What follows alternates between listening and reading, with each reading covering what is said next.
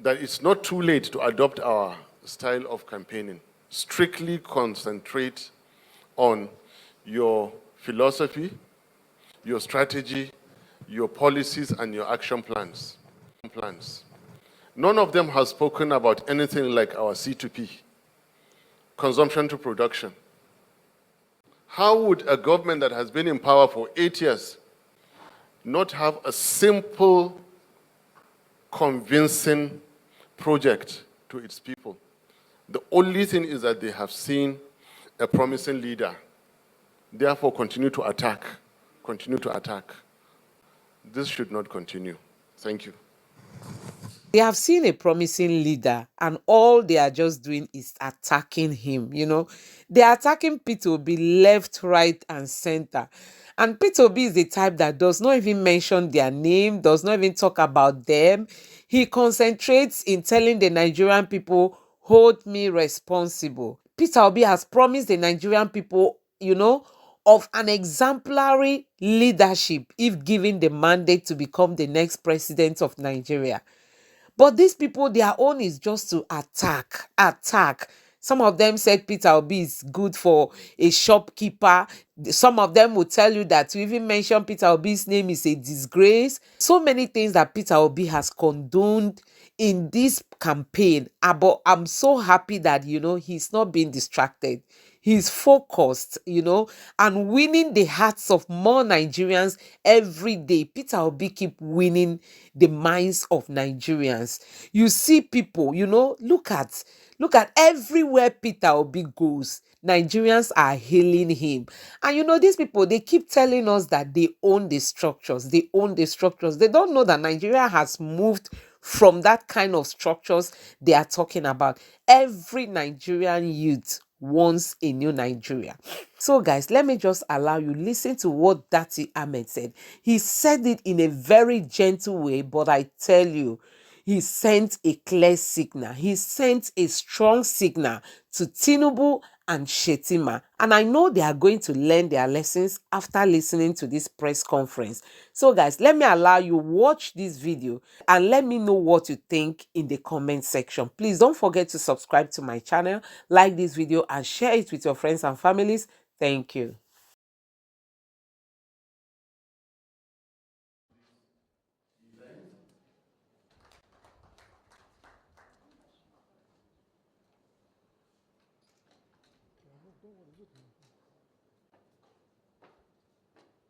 Major political parties appear to have crossed the boundaries of decency to transgress our peaceful activities and our focus on political schedules. On the 29th of September 2022, an eminent group of statesmen under the aegis of the National Peace Conference brought together all presidential candidates to sign a peace accord, which represents an agreed code of conduct for the 2023 presidential elections. Ladies and gentlemen of the press, it is unfortunate that despite the noble objectives of this initiative, disinformation and misinformation about the Labour Party and its candidate have become fashionable in this election season. Recently, for example, there was a false narrative being spread nationwide that His Excellency Mr. Peter Obi is against the production of oil in the north. Nothing could be further from the truth. His Excellency Peter Obi repeatedly stated at various local and international fora that the greatest physical asset of Nigeria is the vast, rich land in the north, and declared his commitment as a visionary, transformative leader to exploit same for the overwhelming benefit of the Nigerian people. To the architect of consumption to production, oil in the north means more revenue for development, more jobs and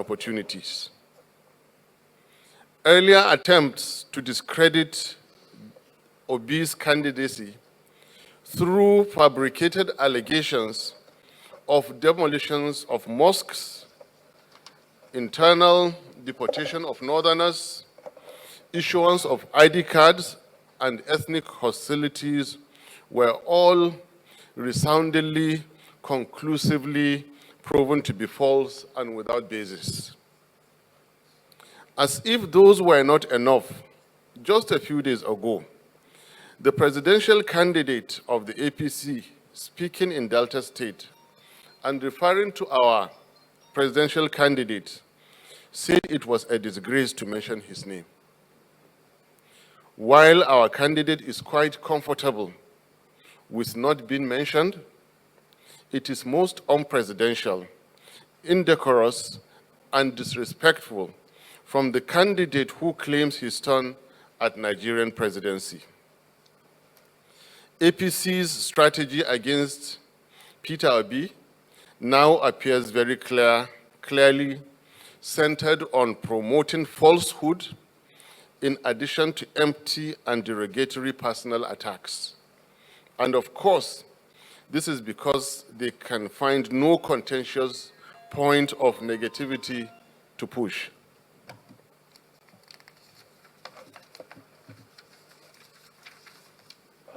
Little wonder that their vice presidential candidate has consistently put to shame the noble heritage of the great Borno Empire in his unguarded and uncultured public pronouncements, which expose his intellectual laziness and discomfort with empirical facts and arguments. Regular insults, which have now become his trademark, have not spared the current vice president, whom he directed to go and sell ice cream, nor the former vice president, whom he described as a pure water seller, a noble venture which serves the populace better than a certain white substance. It is pertinent to recall how Mr. Shetima, at a recent public event, belittled Atiku Abubakar's educational qualification, as well as the modest lifestyle of Peter Obi. Clearly, Mr. Shetima is out of touch with reality and cannot understand that people like Peter Obi, who have reached the heights in business and material achievements, have long transcended the need for ostentatious display of wealth. We congratulate Mr. Shetima on having improved his dressing.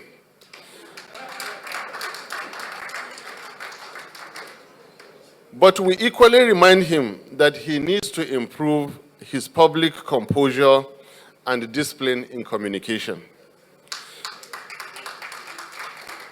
Shetima is called upon to speak kindly and more responsibly about all personalities, if only to uphold long-established minimum standards. We cannot also forget his disposition and uncooperative attitude when hundreds of girls were abducted under his watch as governor in 2014, where he did little to rescue them in the first place or facilitate their rapid rescue. A governor under who education was sustained as forbidden. The circumstances of his emergence as candidate in 2011 leaves yet many questions unanswered.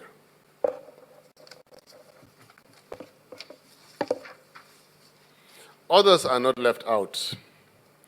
It is important to underline that oaths of office do not expire with tenure.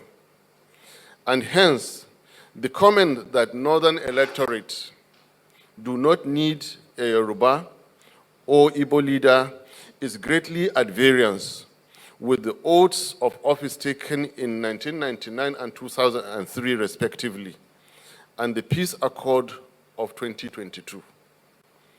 This is to call upon the owner of that statement to respectfully retract same in order to be readmitted to the honor list of esteemed presidential candidates. Truth of the matter is that every Nigerian from anywhere needs a credible and competent president. Simple. Going beyond comments of candidates, it is important to further highlight some other developments of concern to us in the Labour Party.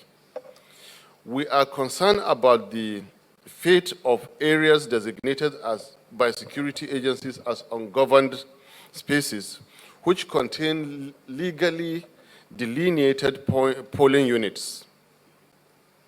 It is necessary for INEC to clearly address the nation on how it intends to handle the challenge of conducting elections in these areas. Over the past few months, we have witnessed various attacks on Labour Party offices, meetings, and our members in parts of the country, and even INEC offices have not been spared. Just a couple of days ago, Mrs. Victoria Chintex, our vibrant and able women leader in our local government of Kaduna State, was assassinated while members of her family escaped with injuries.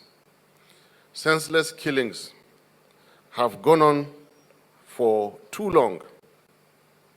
We call on government within the time left to at least make attempts at fulfilling its 2015 promises of securing lives and property while serving justice to the killers. Kindly, therefore, join me in observing a moment of silence in the remembrance of her and indeed all victims all over the country.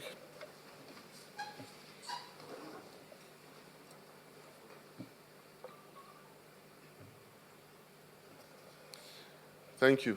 May their souls rest in peace. We are alarmed by the reported arrest, battery, and detention of Mr. Aminu Mohammed, a final year student of the Federal University, Dutse, over an alleged social media post about the person of the First Lady. While as we have presented earlier in this address, we will never as a party condone indecorous speech and disrespect to elders. We wish to remind the Buhari State House that they rode to power on the personal denigration of their opponents and empty promises without the slightest clues of good governance.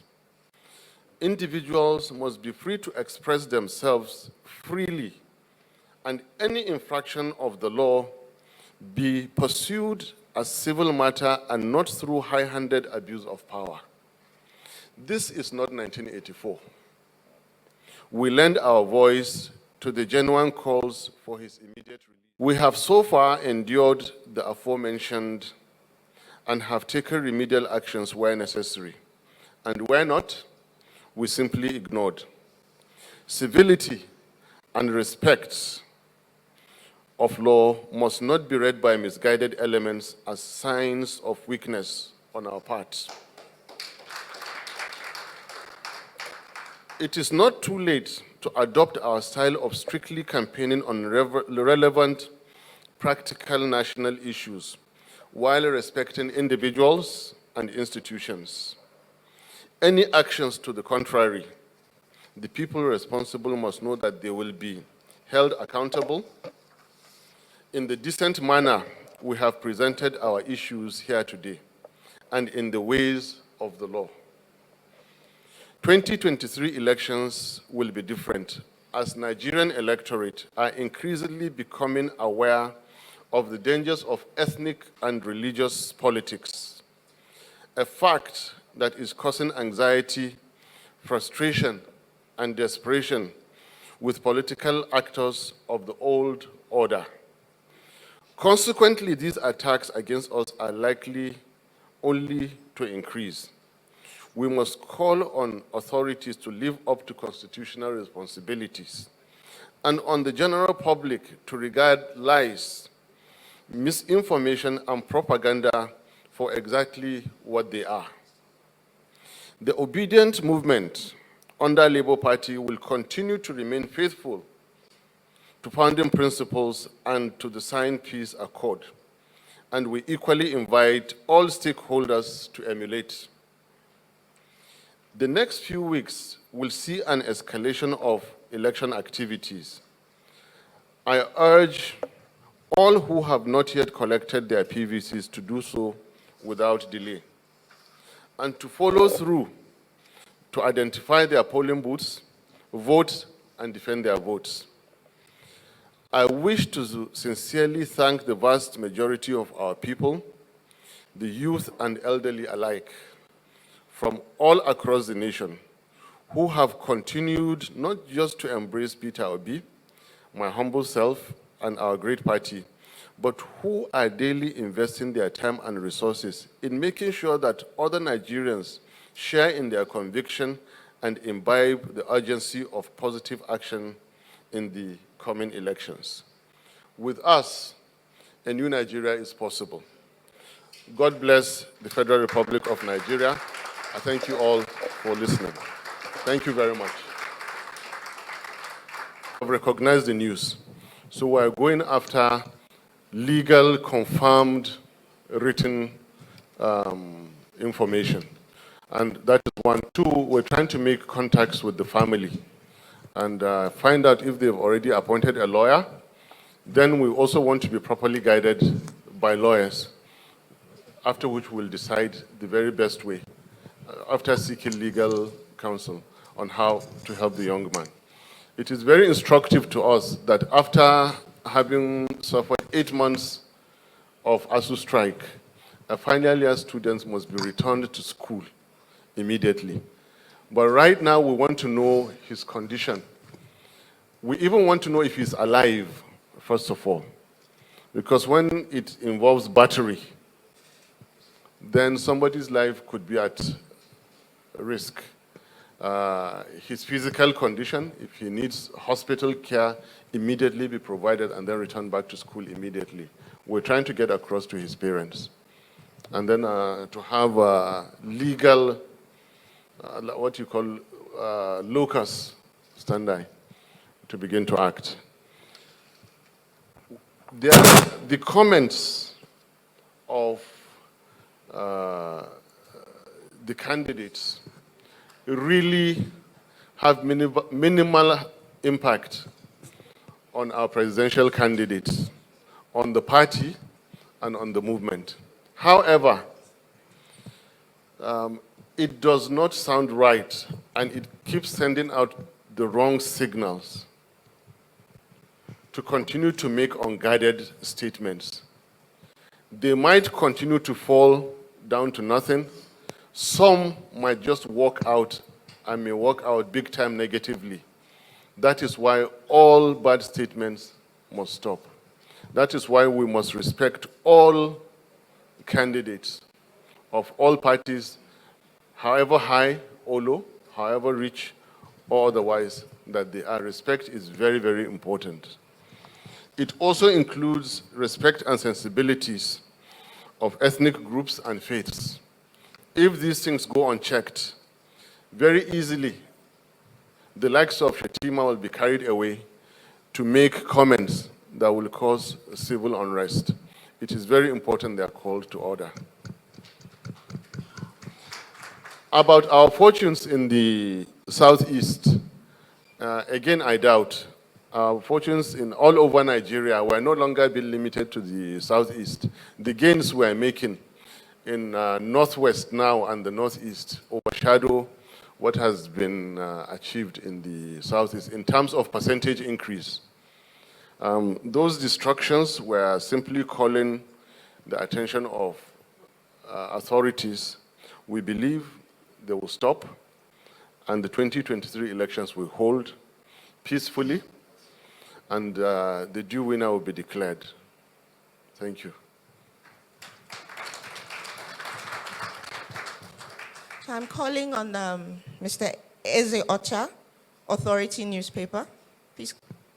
Be more careful about how and when we release it. I assure you, very soon will be released, and we will go to the polls with a solid manifesto. Your second question is a very intelligent one, and I came here prepared for it.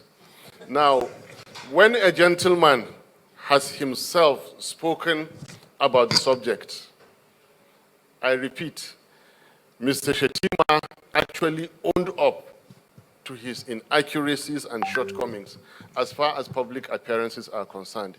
He began that statement by acknowledging that he has now come back to order by dressing appropriately. So if another person speaks about it, he's very much in order. It is not uncomplimentary in any way.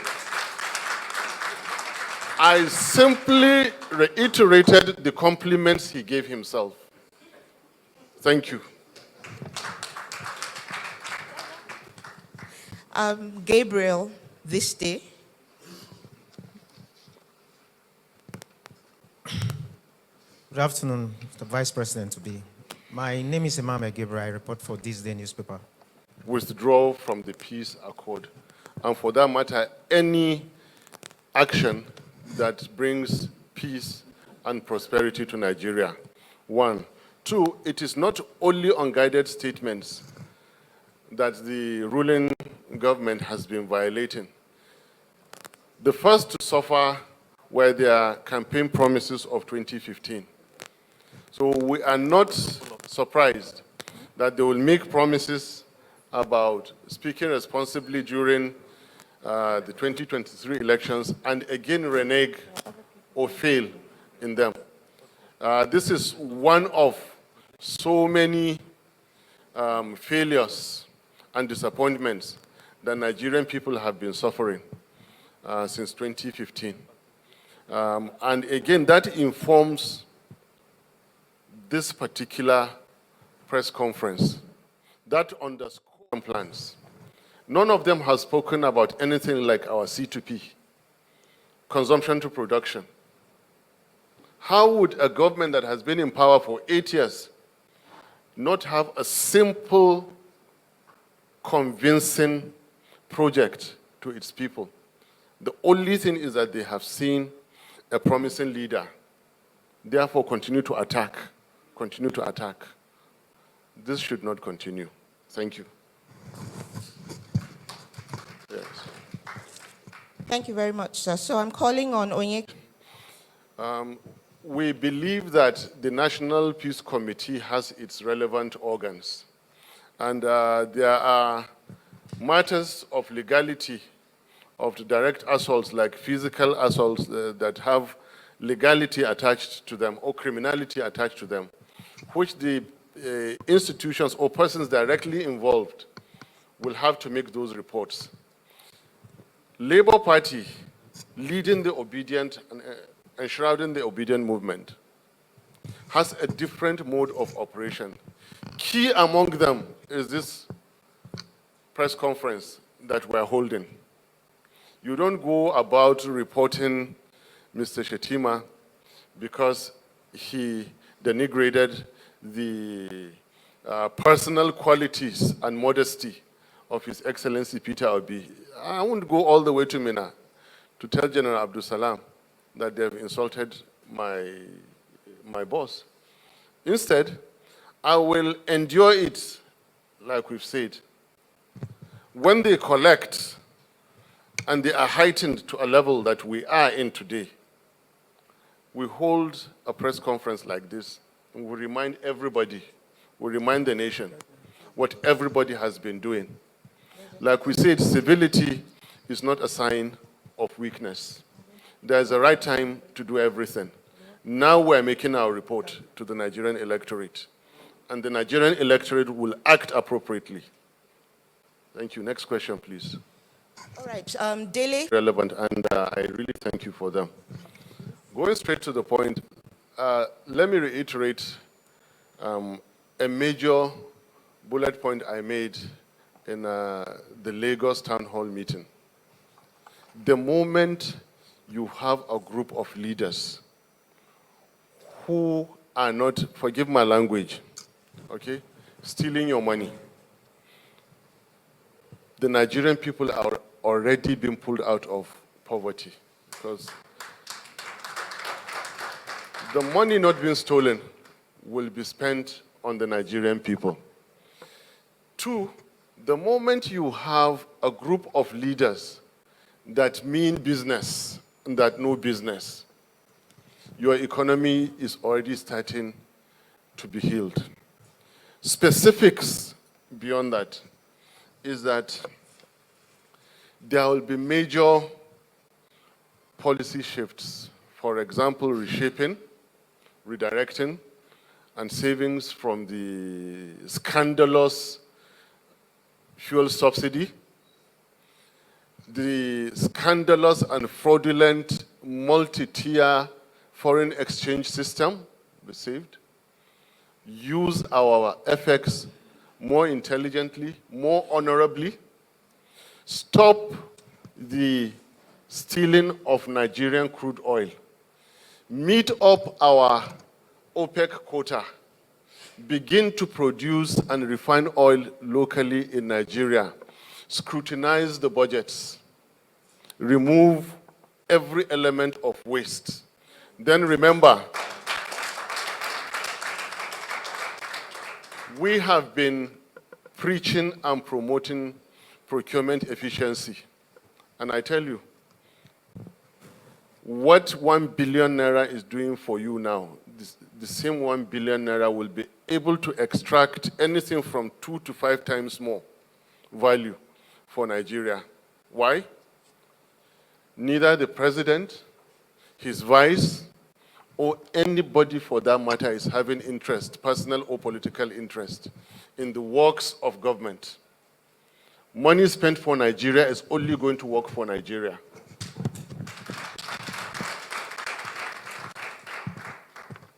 And many more. The time will not permit me to state all of them here. Rule of law. The assurances I'm giving you is practical because we believe in the rule of law. His Excellency Governor Peter Obi is on his way back to Nigeria, and in the last 48 hours has engaged us here to work on this press conference because we believe in constituted authority discharging its responsibilities. We also believe in the impact and effects of civic responsibilities of our citizens.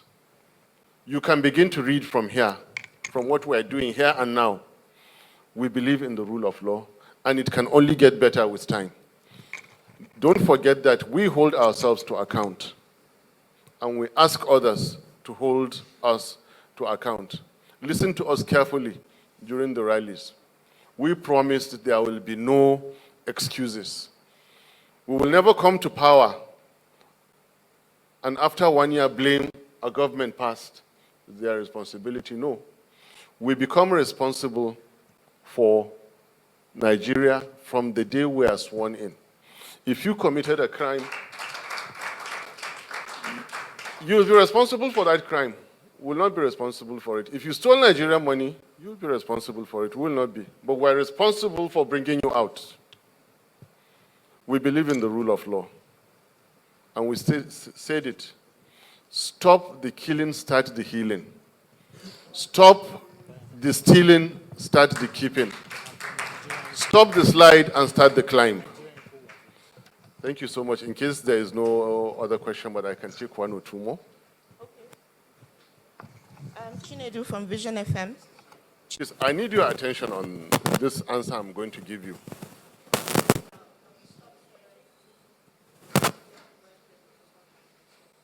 Maybe you switch off your own. Oh, okay. No one has ever heard me speak about the health conditions of Bola Ahmed Tinubu, or for that matter, any other person. No one has ever heard me, and I cannot be quoted. And I can speak for His Excellency Governor Peter Obi. We don't speak about their personal conditions, and any God-given talents, because there is philosophy behind this. There's morality behind it. I personally believe that the health in you, in anybody, is bestowed by Almighty Allah. And Peter Obi made the same comment. When Tinubu could not show up for a variety of events, we spoke and he said, I really hope this gentleman is all right. He expressed that concern. I really, really hope Tinubu is okay. And Peter Obi and myself will not hold it against him that he is not well. The health and the strength in Peter Obi is not his own making. God gave him. The health and the strength in me now and for everybody is not our making. God gave us. We really sympathize with Peter Obi and we will not hold it against him. With Tinubu. We sympathize with Tinubu and will not hold it against him that he is not well. However, Nigeria is too great for any individual's ambition, individual and group. Nigeria is too great. I refer us to President Goodluck Jonathan, who said his personal ambition is not worth the blood of any Nigerian, and handed over the government. A well-respected leader all over Africa, and indeed the world today, Bola Ahmed Tinubu, claims to be a godfather. He can continue to be a godfather if Nigerian presidency is not for him.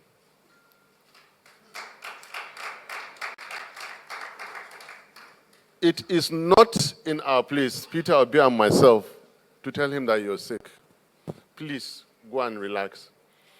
If you think you can, be our guest. Come to the field, we beat you.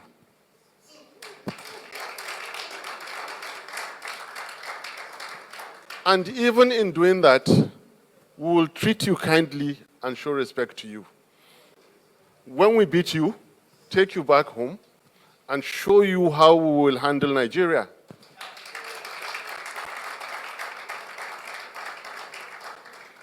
But anybody who means well for Nigeria and knows that they have shortcomings, for God's sake, step aside.